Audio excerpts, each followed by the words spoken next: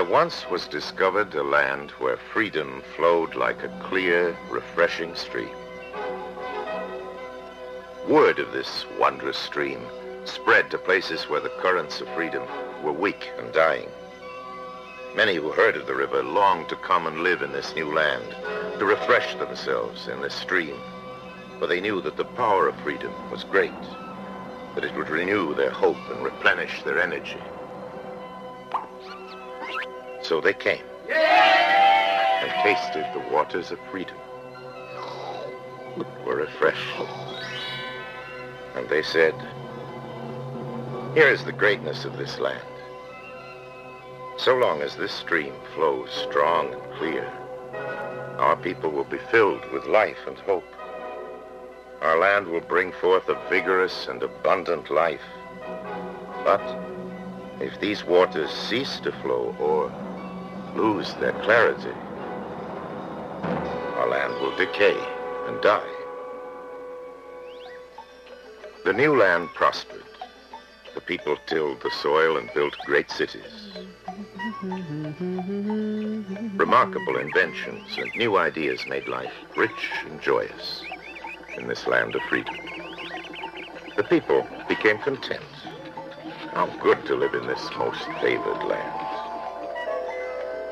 They grew proud. How well our hands have cultivated and built.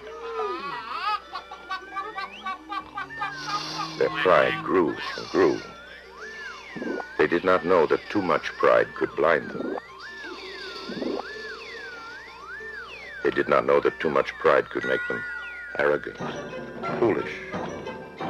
And so it happened that because they so coveted the river, they barred from it people who looked unfamiliar or talked differently, in the false belief that strangers were not deserving, little remembering that not long ago, they too were strangers. When new ideas were proposed, the people ridiculed them, but they were now afraid to change the old ways.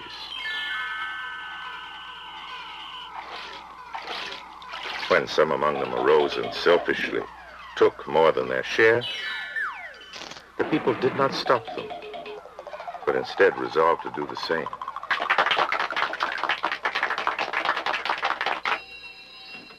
Instead of helping those who were ill and weak, they despised them and chastised them for their idleness. When a wise man stood up and said, "Look, the waters are beclouding," they could not see it, for their pride made them blind. And when he tried again to make them see, they shut him up. For his vision infuriated them. How could they act differently? They loved the stream as they remembered it, fresh and clear, and could not bear to look upon its decay. When the children, unblinded by old recollection, saw it too, they cried out, but their fathers called them ungrateful and punished them. And even as the river grew weak and muddy, glib leaders said it was strong and clear and must be sent to certain deserving lands. And the people believed them and allowed their precious little fluid to be spilled upon alien soil.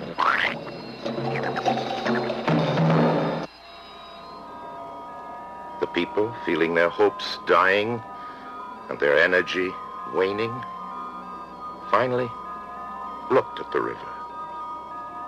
They saw it was wasted and stagnant. The spirit of despair was great in the land. The people became confused. They did not know what to do. In the darkness of that hour, they heard many voices. Some said, "The river is a nuisance and only lowers efficiency. Too much freedom causes disorder. The people are not ready for the river of freedom. Perhaps later. We will stop the river and start it again. when it is safe. But other voices said, let us work to make the waters of freedom flow fresh and strong again. Where it has been fouled by our foolishness, it can be made clear by our wisdom. Where it has grown stagnant from our neglect, it can be kept fresh by our vigilance. And the people listening said, the life or death of the river of freedom